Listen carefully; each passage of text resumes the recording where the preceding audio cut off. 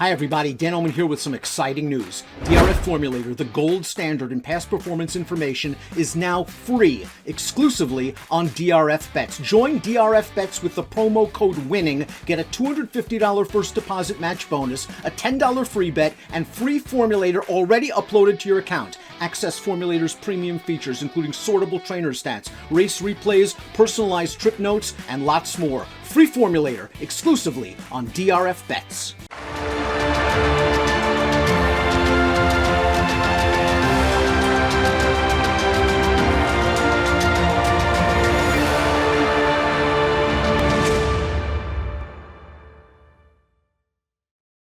Hey everyone, Nicole, Russo, and Dan Illman coming to you for the Oaks Countdown. A number of major points races last weekend toward the Philly Classic. All eyes were on Secret Oath in the Arkansas Derby. She gave a fine third-placed effort that puts her back in the Kentucky Oaks mix against the girls. She'll likely vie for favoritism with Echo Zulu, last year's unbeaten 2-year-old Philly champion. But as we look at the current point standings toward the 14-horse Oaks starting gate on May 6th, we saw some big performances over the weekend from the likes of Kathleen O, Ugiri, and I think this is going to be an interesting Oaks with a couple of sleepers behind the two obvious favorites, Dan. It is a fascinating Oaks. I couldn't agree with you more, not only because we have such talented 3-year-old fillies, but I'm really interested in how folks are going to bet this race. Echo Zulu's merits are obvious. Undefeated 2-year-old filly champion of 2021, came back with a successful performance at the fairgrounds. Can she get a mile and an eighth? We'll find out. Secret Oath has captured the imagination of many. She ran very, very well when third against the boys in the Arkansas Derby. I love that Mr. Lucas took a shot in that race against the boys. She fits very well, obviously, in the Oaks, but you've got horses like Adair Manor that's not even on this list, and she can get points in Saturday's Santa Anita Oaks. If she performs as expected on Saturday, she's going to be a major player in the Oaks. And of course, we saw something from Kathleen O at Gulfstream last week that was really impressive and very fast.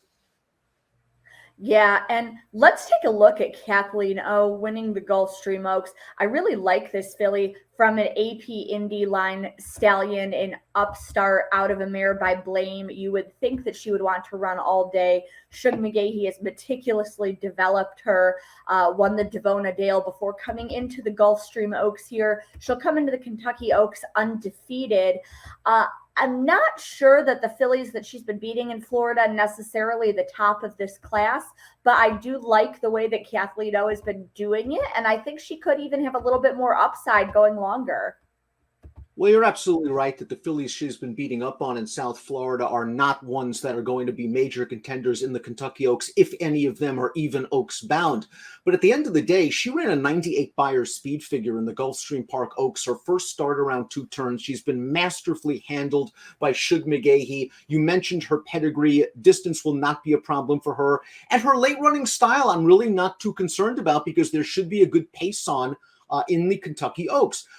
She might offer a legitimate price despite being one of the fastest horses on the way in, and she's a major contender in my opinion. Yeah, and we're obviously going to have to see how the Oaks field continues to develop with a few preps still to come, how the post position draw shakes out. But with the likes of Echo Zulu hitting connection, others, I do think there will be some pace up front in this Oaks. And as you said, it's going to be really interesting to see, again, pending the final round of preps, how people bet this field. I do think that we're ultimately going to wind up with Echo Zulu and Secret Oath, who really lost nothing in defeat on Saturday in my mind. I ultimately think we're going to see them vying for favoritism. But then you have horses like Kathleen O, Hidden Connection, who's won over the Churchill Downs track, Shahama, a lot of interesting, sort of price plays in this Oaks, I think. Oh, no doubt about it. It's a very, very deep field. Again, you have Adair Manor, perhaps Saturday in the Santa Anita Oaks. You have Nest for Todd Pletcher, who I thought got a perfect prep at Tampa Bay Downs in her comeback race. We'll see her Saturday in the Ashland. One of the more underrated fillies in the crop, I think, is Venti Valentine, who we'll see in Saturday's Gazelle at Aqueduct. She's run some very fast races. Turn Her Loose, we've seen do well at the fairgrounds. Maybe she was compromised a little bit by the lack of pace in the Echo Zulu comeback race. No, it's a really good field.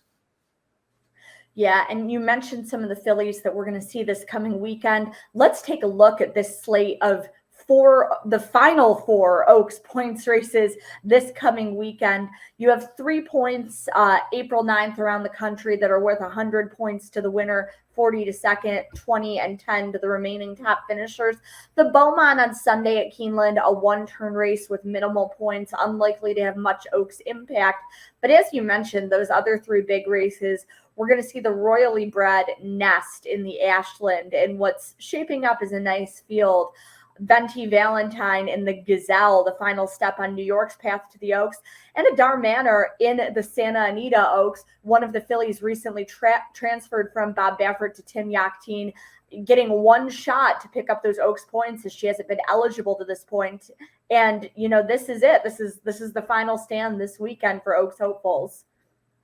And a couple of under-the-radar horses to consider. Maybe if Santa Anita Ain't Easy. If she shows up in the Santa Anita Oaks, she missed some time last year due to injury, but she showed a lot of ability. I think her comeback race was merely a prep. I think she'll be rounding into form. And Interstate Daydream for Brad Cox in the Ashland. This horse returned off a lengthy layoff, stretched out around 2 turns, and was a visually impressive winner with a pretty fast Buyer's speed figure in an allowance race at Oaklawn. So 2 names to consider as well. Absolutely. And as we said, this is your last chance to step up and earn your way into the Oaks on the first Friday in May. We're in the final countdown, and we'll bring you all of the updates and what look like the final point standings next week right here on the Oaks Countdown.